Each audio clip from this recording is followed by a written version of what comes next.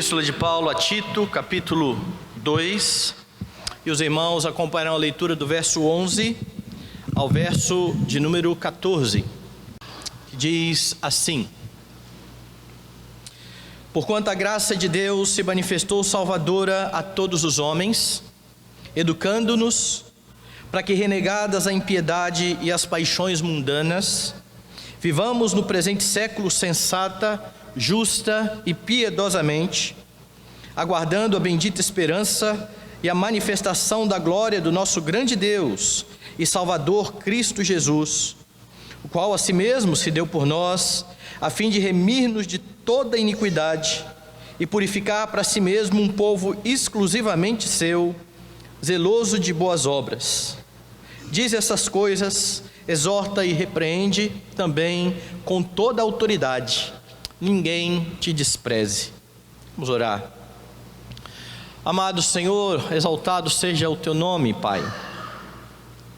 Como nos faz bem poder, ó Deus, com o teu povo, nos apresentar, ó Deus, diante da tua majestade, da tua presença maravilhosa, não porque mereçamos isso, mas por causa de Cristo, nosso amado Salvador e Redentor, que nos reconciliou contigo e nos torna agora aptos, ó Deus, a nos apresentar em culto diante de Ti, sabendo que pelos méritos dEle, e tão somente pelos méritos dEle, o Senhor aceitará a nossa adoração.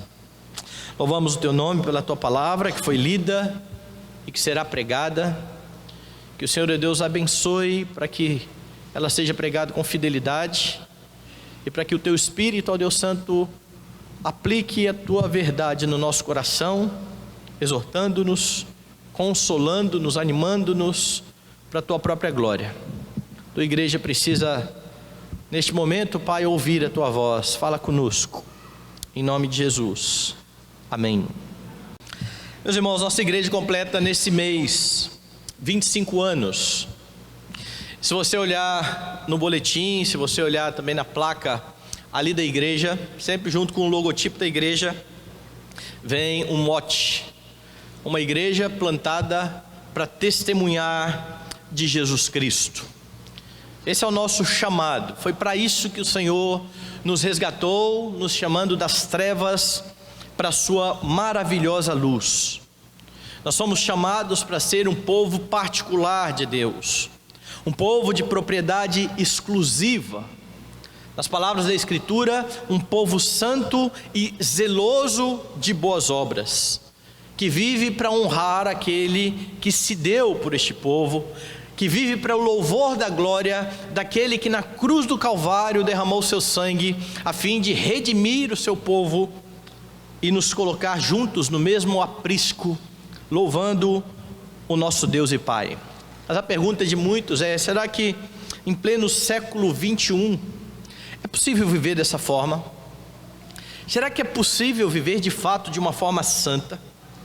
Principalmente se você começar a olhar para as igrejas do nosso tempo e para os escândalos que começam a acontecer mesmo no meio daqueles que se dizem cristãos.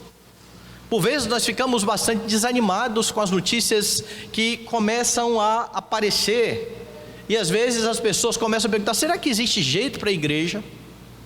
Será que não é mais fácil nós nos afastarmos e deixar a igreja para lá, já que ela está de fato falida, já que é uma igreja que não tem jeito? Será que é possível ainda caminhar nessa igreja? Podemos viver de fato a vida abundante que Jesus prometeu que nos daria?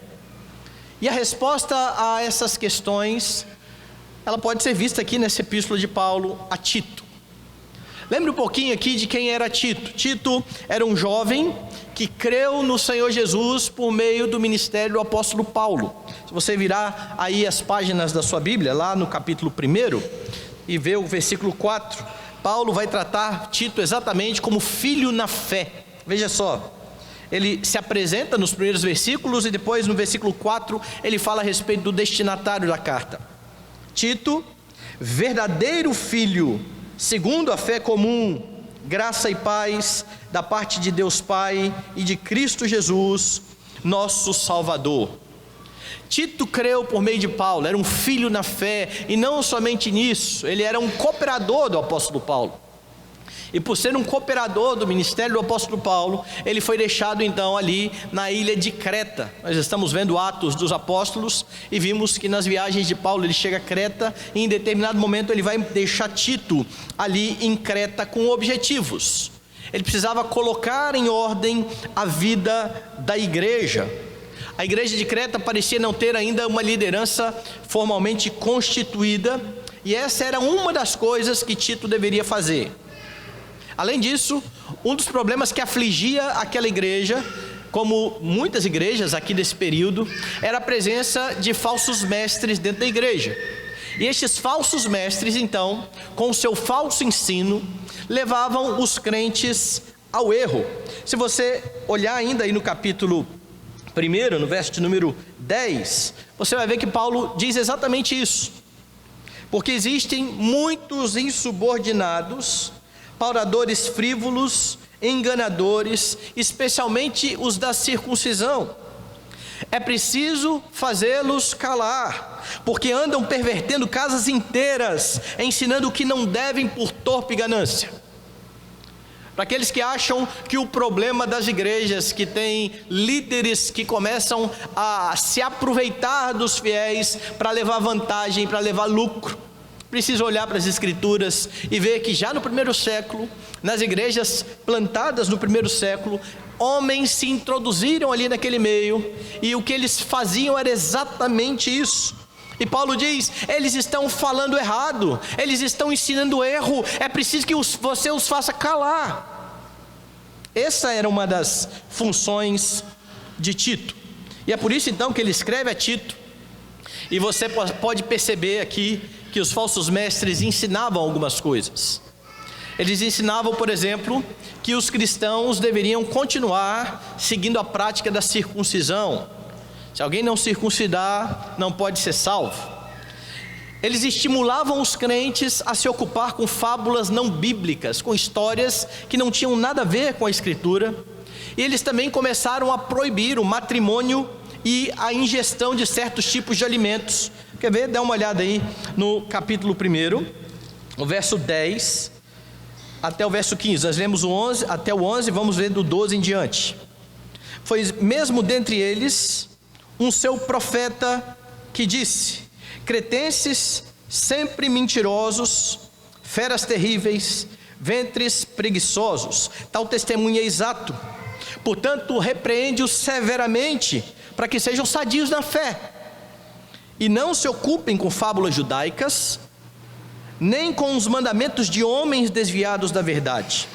Todas as coisas são puras para os puros, todavia para os impuros e descrentes nada é puro, porque tanto a mente como a consciência deles estão corrompidas. Se você olhar na primeira epístola de Timóteo, volte aí um pouco as páginas da Escritura, você vai ver que o assunto e o problema era bastante parecido. Lá em Timóteo, no capítulo 4, 1 Timóteo, a partir do verso 3, proíbem o casamento, exigem abstinência de alimentos que Deus criou para serem recebidos com ações de graças pelos fiéis, e por quantos conhecem plenamente a verdade, pois tudo que Deus criou é bom, e recebido com ação de graças, nada é recusável, porque pela palavra de Deus e pela oração é santificado. Mas estes falsos mestres, tanto os que estão ali em Éfeso, quanto os que estão em Creta, Timóteo e Tito vão lidar com os mesmos problemas, praticamente ensinavam o contrário disso. Você precisa se abster de certo tipo de alimento, você precisa de algumas regras na sua vida, a fim de continuar seguindo a Jesus Cristo. E acerca destes falsos mestres, Paulo diz que eles confessavam crer em Deus, mas na prática, eles negavam esse mesmo Deus pelas suas obras. É por isso que Paulo vai exortar Tito a falar o que convém à sã doutrina. Tito foi chamado especificamente para isso.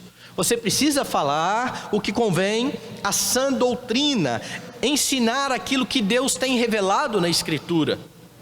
Só existe um que vai ditar o modo como os crentes vão viver nesse mundo. Não são mandamentos de homens.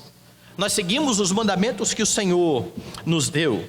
E então, a partir do capítulo 2 de Tito, ele começa a mencionar como deveria ser esse modo de vida. Veja aí comigo.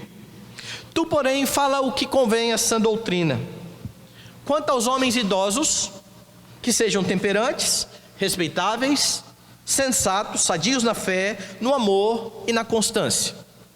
Quanto às mulheres idosas, semelhantemente, que sejam sérias em seu proceder, não caluniadoras, não escravizadas a muito vinho, sejam mestras do bem, a fim de instruírem as jovens recém-casadas a amarem o marido e aos seus filhos, a serem sensatas, honestas, boas donas de casa, bondosas, sujeitas ao marido, para que a palavra de Deus não seja difamada. Quanto aos moços, de igual modo, exorta-o para que em todas as coisas sejam criteriosos. Torna-te pessoalmente padrão de boas obras. No ensino mostra integridade e reverência, linguagem sadia e irrepreensível, para que o adversário seja envergonhado, não tendo indignidade nenhuma que dizer a nosso respeito. Quanto aos servos, que sejam em tudo obedientes ao seu Senhor, dando-lhe motivo de satisfação, não sejam respondões, não furtem, pelo contrário, deem prova de toda fidelidade, a fim de ornarem em todas as coisas a doutrina de Deus, nosso Salvador. E aqui então você vê que Paulo se ocupa dirigindo-se a várias classes dentro da igreja. Olha, jovens, moços, senhoras, idosos. Como que a igreja então deveria viver? E próprio Tito é chamado para ser exemplo disso. Se ele ia viver de acordo com a sã doutrina, Paulo vai dizer que ele mesmo precisava se tornar, verso 7, padrão de boas obras. E talvez naquele tempo alguns fizessem a mesma pergunta que nós hoje, quando falamos de uma vida de santidade. Mas é possível viver dessa forma? Será que tem jeito para o homem caído, para o homem pecador, que apesar de ter sido restaurado, ainda luta com os desejos da sua carne? É possível viver deste modo que a Bíblia diz que vai honrar a Deus e que vai agradar a Deus? É por isso que Paulo então, no versículo 11, começa dizendo: porquanto a graça de Deus se manifestou salvadora a todos os homens, nos educando. Veja o que Paulo está dizendo. Vocês podem viver dessa forma, porque a graça de Deus se manifestou salvadora a todos os homens. E aqui é preciso uma explicação, porque esse texto tem sido muito mal interpretado. Lembre-se de Paulo está escrevendo para uma igreja, ele está escrevendo a irmãos na fé. Portanto, quando ele fala aqui de todos os homens, ele não está dizendo todos os homens indistintamente do mundo, mas o todos os homens precisa ser entendido aqui com os vários tipos ou as várias classes de homens que ele citou no decorrer do texto. Os moços, os jovens, os idosos. Deus, ou a graça de Deus, se manifestou salvadora a todos, aos homens, às mulheres, aos jovens, às crianças. E toda a igreja então é equipada pelo Senhor. E Paulo então começa o versículo com um porquanto, mostrando que a forma proposta por ele para viver deveria ser vivida pelo entendimento de que a graça de Deus é conosco. A graça de Deus, o favor do Senhor, que curiosamente Paulo atrela aqui a sã doutrina, porque ela age por meio agora da sã doutrina. É assim que o Senhor nos educa, é assim que a graça nos capacita, nos levando ao entendimento da sã doutrina. É a doutrina que capacita os crentes a viver dessa forma, e é por isso que ele usa a palavra aqui, que a graça nos educa. A palavra que aparece aqui para educação é a palavra que nós conhecemos bastante, a palavra de onde vem pedagogia. E literalmente o termo quer dizer aquele que está junto com a criança, tendo o sentido de educar, criar, instruir ou acostumar. O que Paulo está dizendo é que a graça de Deus é o nosso pedagogo, é aquele que está conosco, nos ensinando a forma como nós devemos viver. Portanto, o que Paulo vai dizer aqui a estes irmãos é a respeito da educação, da graça de Deus e daquilo para o qual ela nos capacita. Olhe para o texto e você vai perceber que a graça de Deus nos capacita a viver de acordo com a vontade de Deus. Verso 12: educando-nos para que, renegadas a impiedade e as paixões mundanas, vivamos no presente século sensata, justa e piedosamente. Paulo então começa dizendo o que essa graça faria, mostrando que a graça de Deus na vida do cristão seria evidenciada quando os cristãos deixassem de fazer algumas coisas e passassem a efetuar outras coisas. E esse padrão é bastante interessante em Paulo, porque quando ele vai corrigir a igreja, ele fala de coisas que você não pode fazer e não deve fazer, e ao mesmo tempo ele coloca um novo comportamento. Lembrando que Paulo não está focando simplesmente no seu comportamento, mas no coração, sede de onde provém os comportamentos. Mas não basta você deixar de fazer o que está errado, você começa a fazer o que está certo. Lembra lá de Efésios? Aquele que furtava não furte mais, trabalhe, não saia da vossa boca palavras torpes, saia da sua boca uma palavra que edifica. O tempo todo então é: retire um pecado e coloque uma virtude. Pare de pecar e imite a Jesus Cristo nas suas virtudes. O que então Paulo fala que os crentes precisavam deixar? Está expresso aí na expressão, quando ele diz: a graça nos educa para que, renegadas as impiedades e paixões mundanas, ou seja, você precisa deixar de lado a ideia de desconsiderar. É isso que é renegar.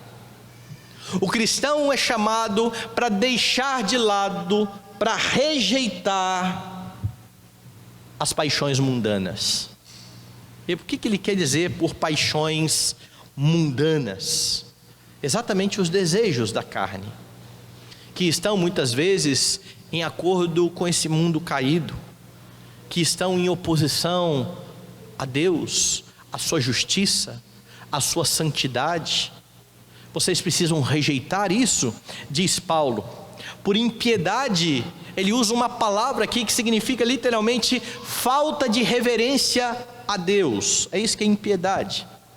E paixões aqui literalmente são desejos, mas desejo por aquilo que é proibido. Em alguns outros lugares da Escritura, esse termo vai ser traduzido por cobiça.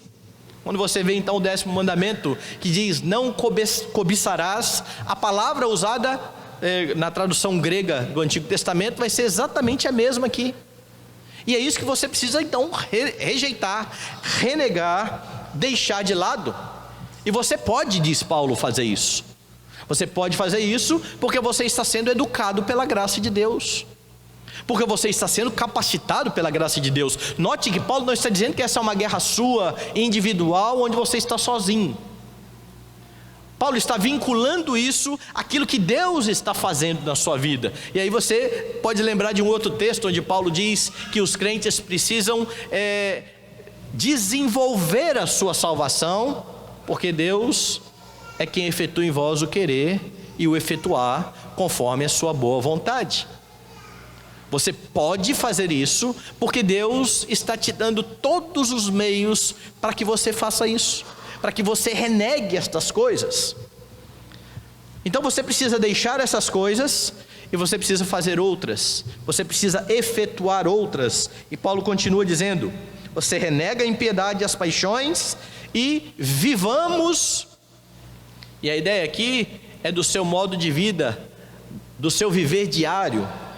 Vivamos no presente século sensata, justa e piedosamente. 3 termos interessantes e importantes usados por Paulo aqui.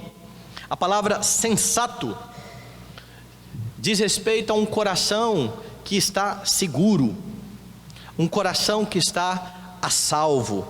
Ela aparece em alguns outros lugares traduzidas por domínio próprio. Vocês precisam viver de forma sensata. Paulo então está dizendo que os crentes precisavam guardar o coração. É isso que é viver de forma sensata. Vários são os textos da Escritura que nos orientam a isso. Você precisa, sobre tudo o que se deve guardar o coração, porque é dele que procedem as fontes da vida. O salmista vai dizer que no coração você precisa colocar a palavra do Senhor, guardar, esconder, com o intuito de não pecar contra o Senhor. Isso é viver de forma sensata. Hoje pela manhã falávamos a respeito da importância então de se conhecer a Escritura, de ter a Escritura no coração para viver dessa forma. Ele usa uma outra palavra, de forma justa. Como é que você vive de forma justa? Qual é o padrão de justiça? Não é o seu, não é aquilo que você acha necessariamente que é justiça, porque nós temos padrões de justiça. Às vezes nós nos revoltamos e ficamos irados com algumas coisas que nós vemos acontecer, mas que não são necessariamente pecado. Não são pecado porque a Escritura não condena essas coisas. Mas nós reprovamos muitas vezes o comportamento de outras pessoas por achar que elas não deviam fazer aquilo. Não é esse tipo de padrão de justiça, não é o seu padrão de justiça. É o padrão que o Senhor estabelece na sua palavra. A palavra que aparece aqui para justo, originalmente qualificava um homem que cumpria as obrigações para com os deuses e para com os seus semelhantes. Ela vai aparecer na literatura dessa forma. E era a obrigação dessas era o cumprimento dessas obrigações que diferenciava o homem justo dos homens injustos. Paulo pega essa palavra e emprega essa palavra exatamente com esse sentido, mas mostrando que a base para as ações justas seria a Escritura, a palavra de Deus. Não é a sociedade, não é aquilo que as leis do governo dizem, é aquilo que a Escritura diz. É por isso que nós vamos viver de forma justa, muitas vezes indo contra a justiça que é estabelecida pelos governantes. Porque quando os governantes se levantam contra a Escritura, contra a palavra de Deus, e querem nos obrigar a descumprir a palavra de Deus, viver de forma justa é exatamente rejeitar o que os governantes dizem. O padrão para a justiça é a Escritura. E a última palavra que aparece aqui é piedosamente, que tem um sentido de temor a Deus. O piedoso, o santo é aquele que teme o seu Senhor. Então o que Paulo está dizendo é que a graça de Deus educa a igreja para que ela viva agradando a Deus no presente século. Veja que Paulo não está deixando isso mais para frente. Num dia será assim, não. A graça, ela nos capacita hoje para vivermos hoje, no presente século, de forma sensata, justa e piedosa. A igreja precisava viver dessa forma já, honrando a Deus em meio a uma sociedade corrompida pelo pecado. Então a primeira coisa que Paulo fala aqui é que a educação da graça nos capacita a viver de acordo com a vontade de Deus. Se antes você não podia por causa do pecado, agora você é habilitado a viver de forma piedosa. Mas Paulo continua e diz que a educação da graça nos capacita a viver na expectativa da vinda do Senhor. Note como ele desenvolve aqui então o seu raciocínio. No verso 13, aguardando a bendita esperança e a manifestação da glória do nosso grande Deus e Salvador, Cristo Jesus.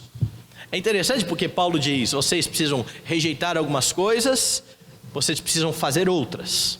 E enquanto vocês fazem essas coisas no tempo presente, vocês as fazem aguardando aquilo que virá. ele fala então de uma bendita esperança para os crentes.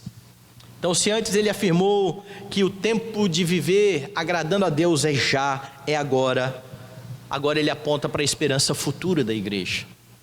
O dia do retorno do seu Senhor e do seu Salvador, e esse era o motivador para a santidade da igreja. Essa era uma das causas para que a igreja entendesse a seriedade de viver de forma santa. O Salvador virá, Jesus Cristo vem, o justo juiz está a caminho. Nós precisamos viver de uma forma que honre esse nosso juiz. Paulo tem em mente o glorioso dia do retorno do Senhor. É por isso que ele fala em aguardar, mas não é só um aguardar como você está lá na fila do banco, ou é um aguardar com muita expectativa, com muita vontade que esse dia chegue. Uma vez eu falei aqui de alguns amigos meus, adolescentes, que estavam conversando sobre o futuro, quando eles tivessem as suas famílias, e eles iam casar, eles fazer isso, aquilo, outro. E então eu perguntei para eles, e se Jesus voltar antes? E aí foi uma frustração geral, né? Porque eles falaram assim, não, tipo assim, eu preciso casar antes de Jesus voltar. O que vai ser de mim se eu não casar antes de Jesus voltar? Ou se eu não tiver um filho antes de Jesus voltar? Ou se eu não conseguir ser bem sucedido na minha carreira antes de Jesus voltar? Ou se eu não conseguir realizar os meus sonhos antes de Jesus voltar? Esse é um aguardar sem expectativa. É um aguardar que olha para as coisas desse mundo como tão valiosas quanto, ou ainda mais valiosas do que a presença bendita do Salvador, a ponto de ficar triste pelo fato de Jesus poder voltar e os meus planos irem por água abaixo. A vinda de Jesus nesse sentido seria então um balde de água fria nos planos. Não, Paulo está dizendo que a igreja precisa expectar por isso, ter expectativa, ansiar. Enquanto nós vivemos nesse mundo para a glória de Deus, nós ansiamos pelo retorno do Senhor e Salvador. Quando nós estamos em torno da mesa do Senhor, como estaremos hoje, nós estamos anunciando a obra de Jesus, que nos capacita a viver dessa forma, enquanto aguardamos e ansiamos por a sua vinda, pelo dia em que estaremos com Ele. Você precisa ter expectativa. Paulo queria que os crentes entendessem que este século vai passar, que as lutas vão cessar, e que eles deveriam então entender que tudo seria transformado. Se você lembrar da epístola de João, João vai falar algo parecido com isso. Quando ele diz então para os crentes não amarem o mundo, nem as coisas que é do mundo, porque quem ama o mundo, o amor do Pai não está neles, ele vai dizer: o mundo passa, bem como a sua concupiscência, mas aquele que faz a vontade do Senhor permanece para sempre. Veja então que a expectativa é de viver aqui, aguardando e ansiando por esse dia bendito. A bendita esperança da vinda de Cristo é o combustível para os crentes honrarem o Senhor. E Paulo usa uma palavra, uma expressão também interessante aqui, até o dia da manifestação da glória. E por que a expressão é interessante? Porque ele já havia usado essa palavra manifestar lá no versículo 11.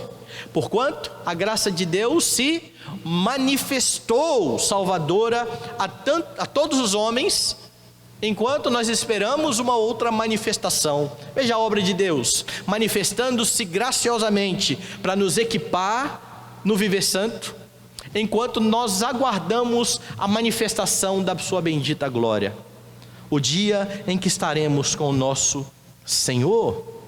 A esperança da igreja então deveria estar alicerçada nesse dia, nesse glorioso dia em que o Senhor virá sobre as nuvens com poder e glória.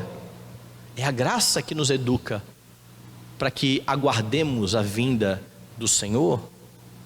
Paulo diz mais: a graça nos educa também a fim de viver zelando, ou de vivermos zelando por boas obras. No verso 14: o qual a si mesmo se deu por nós, a fim de remir-nos de toda a iniquidade e purificar para si mesmo um povo exclusivamente seu, zeloso de boas obras.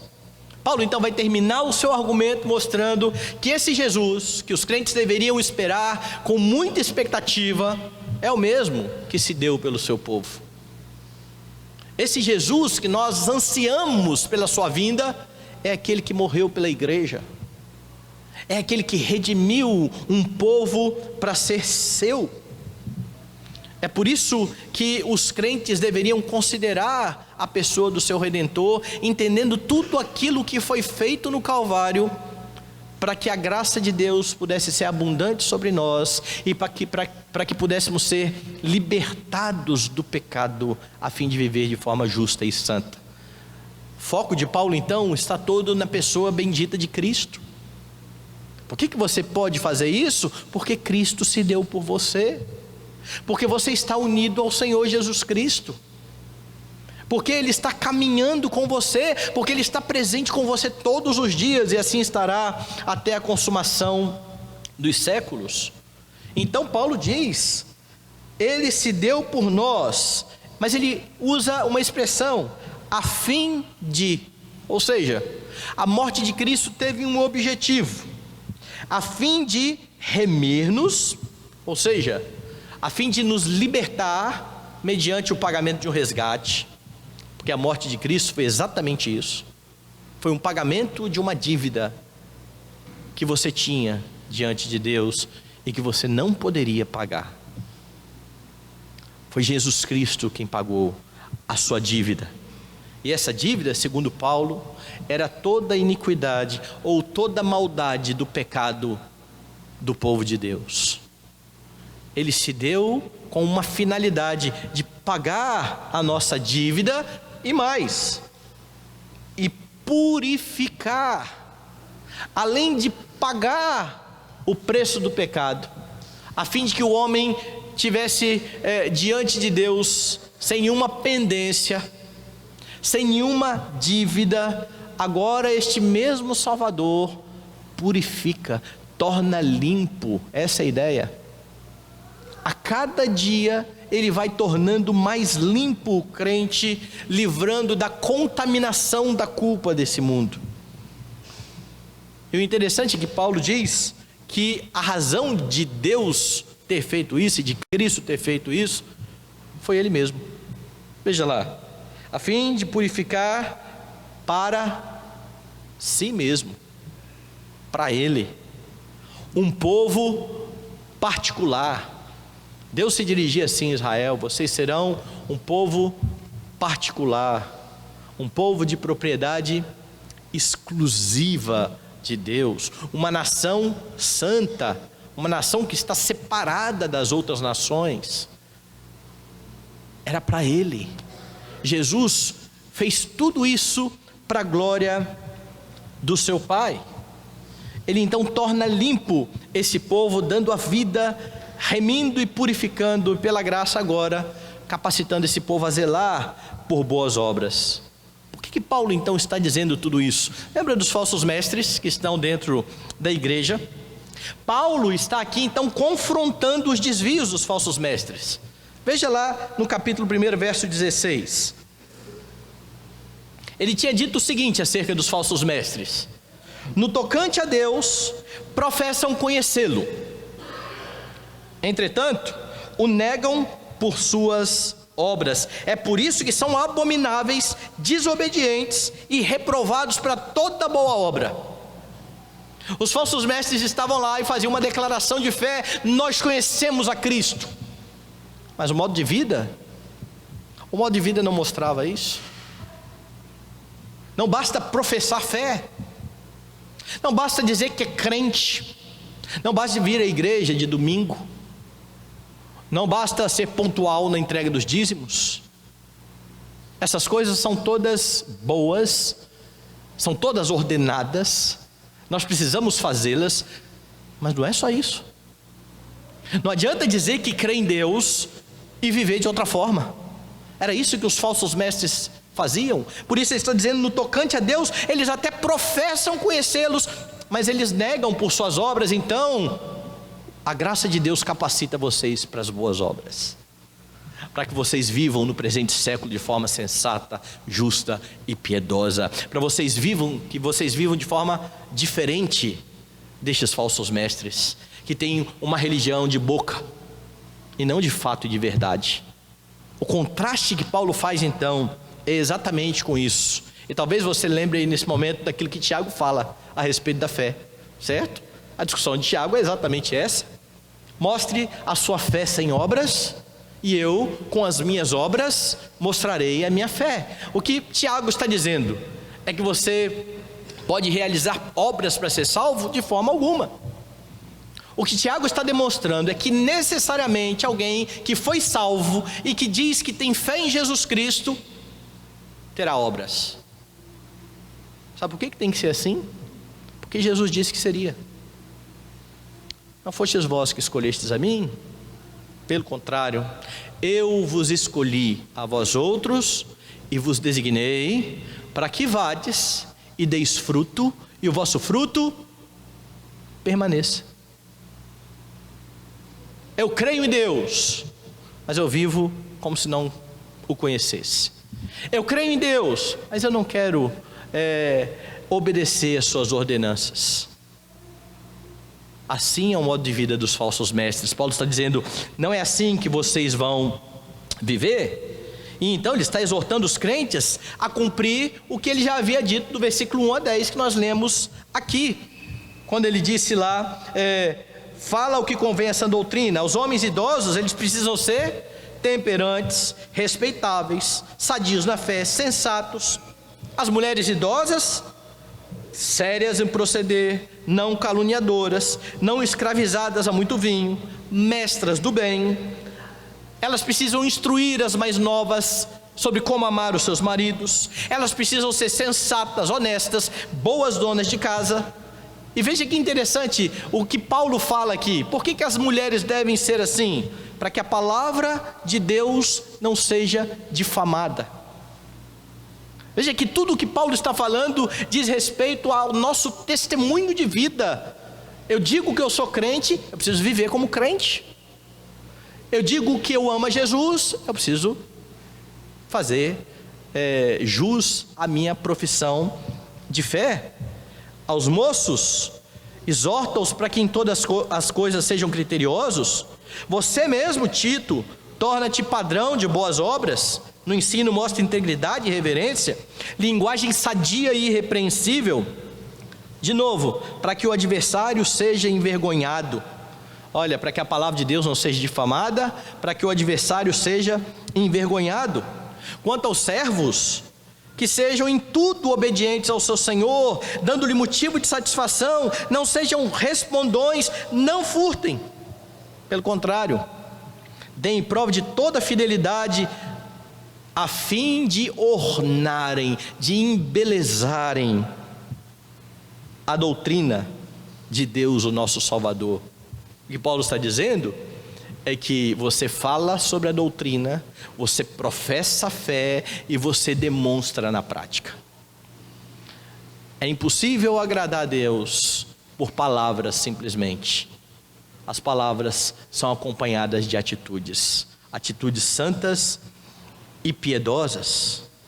A partir do versículo 1 do capítulo 3, você vai ver que Paulo vai retomar a questão das boas obras. Veja que interessante, do versículo 1 até o versículo 10, ele mostrou como deveria ser o modo de vida dos crentes.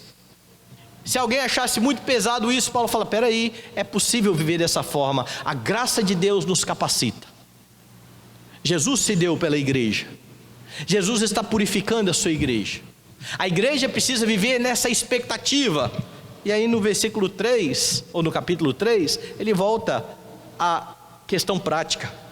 Lembra-lhes que se sujeitem aos que governam, às autoridades, sejam obedientes, estejam prontos para toda boa obra, não difamem a ninguém, nem sejam altercadores, mas cordatos, dando provas de toda cortesia para com todos os homens.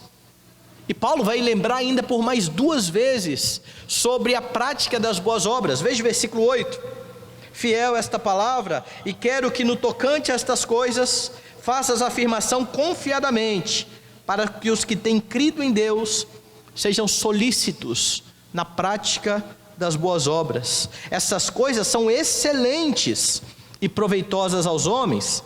Verso 14: agora, quanto aos nossos, que aprendam também a distinguir-se nas boas obras, a favor dos necessitados, para não se tornarem infrutíferos. Veja o tanto de vezes que Paulo está colocando na cabeça da igreja: vocês precisam viver o que vocês professam como fé. A fé precisa ser prática. A declaração que sai dos lábios precisa vir acompanhada de atitudes santas e corretas e piedosas, e é isso que vai distinguir vocês daqueles que não creem no Senhor Jesus Cristo. A graça os capacita para isso, a graça os educa para isso. Veja então como que Paulo está concluindo aqui. Verso 15: diz essas coisas, exorta e repreende também com toda autoridade. Ninguém te despreze. Como é que ele faria isso? De onde brota a autoridade de Timóteo, ou de Tito no caso? Por que Tito pode exortar e repreender com autoridade? E por que a igreja precisa ouvir o que Tito está falando? Porque Tito é o pastor, porque ele é o líder, e líderes precisam ser respeitados. A autoridade não é de Tito necessariamente. Ele fala com autoridade, porque ele fala pautado na Escritura. Lá no capítulo 2, versículo 1: tu, porém, fala o que convém à sã doutrina. E quando ministros falam o que convém à sã doutrina, a igreja precisa se dobrar à sã doutrina. É por isso que ele está dizendo: exorta, repreende. A igreja precisa se adequar, e ela tem condições de viver dessa forma, porque a graça de Deus está educando essa igreja. A educação da graça então nos capacita a viver de acordo com a vontade de Deus, a viver na expectativa da vinda do Senhor, a viver zelando por boas obras. Mas nós podemos pensar em um pouco mais de aplicações para nós. Pensando nos 25 anos que temos como igreja, pensando que nós declaramos que somos uma igreja chamada para testemunhar de Jesus Cristo, nós devemos ser constantemente lembrados de que nós precisamos viver para agradar a Deus. E ninguém tem desculpa para não viver nesse padrão, porque você tem o melhor professor. Você tem a graça de Deus, que capacita a sua vida, que te educa a cada dia por meio da Escritura. Por isso a ênfase nesses 13 anos que eu estou aqui, e creio eu nos 12 anos anteriores. Você precisa conhecer a sã doutrina. Não há forma de viver para a glória de Deus sem conhecer a sã doutrina, sem saber o que Deus exige de nós, sem saber o que Deus diz para não fazermos. É impossível. Mas por vezes os crentes estão envoltos a tantas coisas, como nós falamos hoje pela manhã, e não encontram tempo para conhecer a sã doutrina. De manhã eu falava do meu espanto de muitas vezes ter grupos de crentes que conversam sobre tudo, sobre cinema, sobre culinária, sobre a moda, sobre os últimos lançamentos, mas não conversam sobre a fé, não se estimulam na fé. Enquanto a Escritura, mas aonde está na Escritura que a gente tem que fazer isso? Dê uma olhada lá em Efésios. Quando Paulo diz que você precisa ser cheio do Espírito Santo, uma das formas é falando entre vós com salmos, entoando e louvando a Deus. Você precisa encher o seu coração com a palavra de Deus. E se a palavra de Deus não tem lugar nas suas conversas, será que ela tem lugar na sua vida? Porque segundo Jesus, a boca fala do que está cheio o coração. E com isso eu não estou dizendo que você tem que ser do tipo de crente que só abre a boca para falar da Bíblia, para citar a Bíblia. Não, não é isso não. Agora não pode ser o contrário. Você vai falar de tudo nessa vida, menos sobre fé. Sobre algo que você tem feito, lido e que tem edificado a sua vida. Sobre quanto um versículo bíblico falou o seu coração e te ajudou, a fim de estimular irmãos a caminharem também na mesma fé. Porque se nós somos chamados para viver para a glória de Deus, nós precisamos nos estimular uns aos outros. E nós fazemos isso por meio da sã doutrina da palavra de Deus.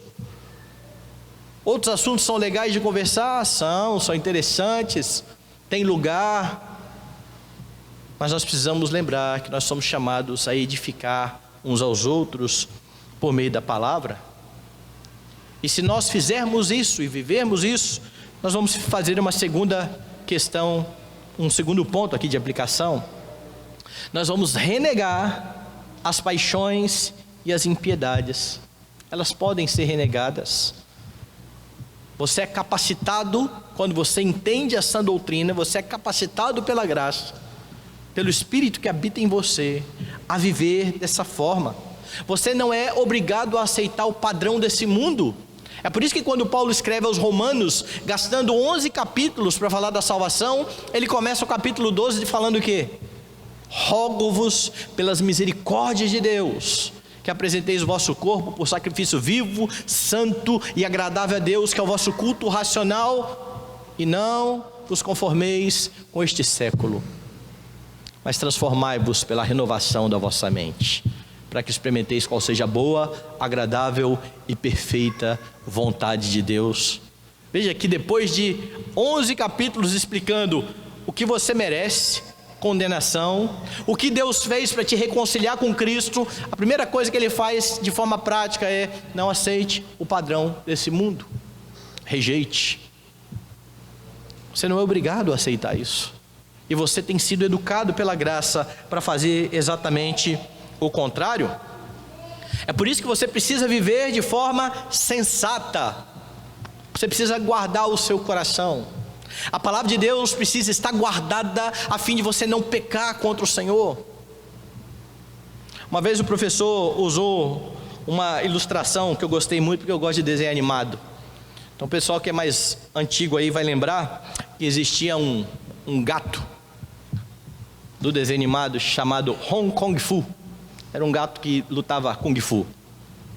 Ele era um faxineiro, e quando as coisas aconteciam lá, ele tinha que resolver algum crime, ele se transformava no Hong Kong Fu, o gato que lutava Kung Fu. O problema é que sempre diante de algum embate, ele não sabia qual golpe dar, ele precisava recorrer ao livro de Kung Fu. E o livro de Kung Fu sempre estava em algum lugar, ele tinha deixado cair no chão, aí alguém atacava, ele falava: o que o livro de Hong Kong Fu diz? Aí ele ia pegar o livro no chão e se livrava do ataque por sorte, pura sorte. E o tempo todo é assim, porque ele não sabe qual golpe ele tem que dar, ele tem que ter o tempo todo lá. E assim são crentes que não leem a Bíblia. Eles não sabem se portar diante das tentações. Eles ficam pensando: o que será que Deus quer para mim aqui? Ele não sabe agir, porque ele simplesmente não conhece a Escritura. Deus não vai te dar uma revelação na hora sobre o que você tem que fazer. É por isso que você precisa se preparar para os momentos de adversidade, enchendo o seu coração com a Escritura. E aí sim, diante de todas as adversidades, você vai poder responder de forma piedosa para a glória de Deus. De outra forma, você vai ficar aí escorregando para cá, escorregando para lá, pecando e perguntando: o que será que Deus quer, nas coisas mais óbvias do mundo, nas coisas que nós já deveríamos estar aí no pós-doutorado, e ainda estamos tomando leitinho e discutindo as coisas mais óbvias. Nós precisamos guardar a palavra no nosso coração, lembrando que o seu desejo é contra você, que cumpre a você dominar o desejo que está no seu coração, mas você só combate isso sabendo o que a Escritura diz. É a Escritura utilizada pelo Espírito de Deus para santificar a sua vida. Você precisa viver de forma piedosa, temendo a Deus. Por vezes nós tememos circunstâncias, tememos as pessoas, fazemos o que achamos que as pessoas vão se agradar, vivemos o tempo todo para agradar as pessoas, para que elas não se oponham a nós, e muitas dessas coisas fazemos de forma contrária ao que Deus diz. Nós precisamos ter o coração centrado em Cristo, nós precisamos temer o nosso Senhor, a fim de viver piedosamente no tempo presente. O testemunho de vida do crente precisa ser evidenciado. As pessoas que estão à sua volta precisam saber que você é um embaixador de Jesus Cristo, que você pertence ao reino de Deus, que você é sujeito ao Rei dos Reis, soberano sobre todas as coisas, mas por vezes o nosso testemunho sequer dá a entender a alguém que nós somos crentes, que nós frequentamos a igreja. Quanto mais mostrar diferença nas obras, porque por vezes estamos agindo de forma totalmente igual àqueles que não temem a Deus. Rimos das mesmas piadas, rimos das mesmas imoralidades. Uma vez eu estava falando sobre isso. Você quer saber se as pessoas respeitam a você como cristão e sabem que algumas coisas não devem ser feitas para você como cristão? Começa a reparar que tipo de piada os seus amigos não crentes mandam para você, por exemplo, no WhatsApp. Porque se você vive recebendo piada imoral no WhatsApp, talvez signifique que você nunca tenha dito aos seus amigos que você não gosta desse tipo de coisa que ofende ao seu Senhor. Será que as pessoas sabem, na hora que elas vão mandar mensagem, vão mandar para fulano? Não, fulano vai gostar disso aqui não, fulano vai mandar uma resposta. Será que é assim que as pessoas veem você? Porque é assim que nós precisaríamos ser vistos. Isso não é ser chato, isso é ser santo. Você pode brincar? Lógico que pode. Você pode repassar piada? Pode. Você pode repassar meme? Pode, desde que isso não ofenda o seu Senhor. Mas quando você não tem limite e imoralidades começam a chegar no seu aparelho de telefone o tempo todo, talvez você não esteja sinalizando para as pessoas quem você é. Você acha que alguém mandaria para um advogado, para um delegado de polícia, o plano de roubo? Compartilhar com ele aqui? É lógico que não sabe que ele vai prender. É assim que as pessoas deveriam olhar. Eu não vou compartilhar com ele, ele é cristão. Ele não se envolve nesse tipo de brincadeira. Mas se você é aquele que está no meio da roda, contando as piadas, a ponto das pessoas dizerem, é crente, mas é diferente, hein? Que crente jóia que ele é. As coisas estão indo mal. Mais ainda, você tem expectativa quanto à vinda de Cristo.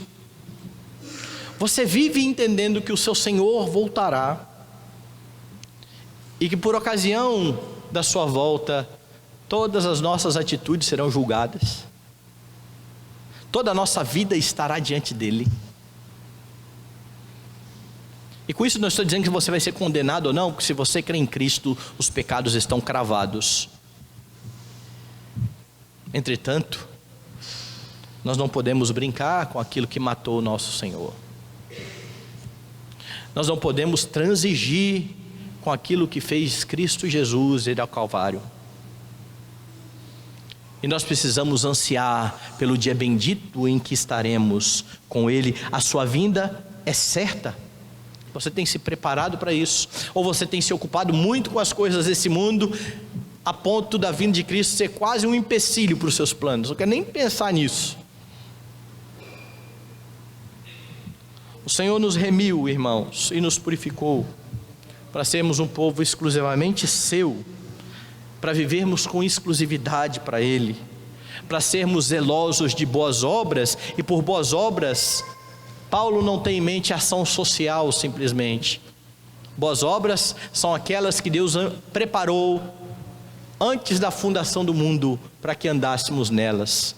As boas obras diante de Deus são todos os atos de justiça que dizem respeito ao cumprimento da lei do Senhor, a viver pautados naquilo que o Senhor nos ordena. E se você não tem vivido assim, você tem sido negligente, porque segundo Paulo, a graça te educa. A graça te educa para que você viva no presente século de forma justa, sensata e piedosa. E é por isso que nós precisamos ter em mente a exortação que está em Hebreus capítulo 5. E eu vou pedir que você leia, abra a Bíblia comigo, e nós vamos ler todos juntos.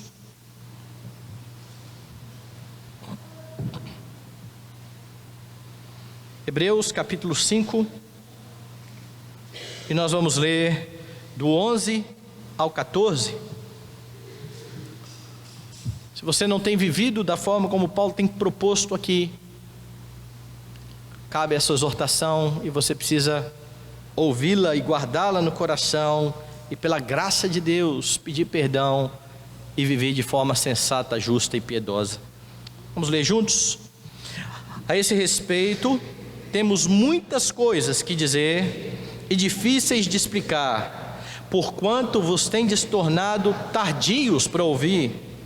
Pois com efeito, quando devíeis ser mestres, atendendo ao tempo decorrido, tendes novamente necessidade de alguém que vos ensine de novo quais são os princípios elementares dos oráculos de Deus.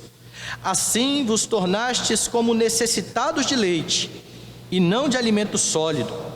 Ora, todo aquele que se alimenta de leite é inexperiente na palavra da justiça, porque é criança.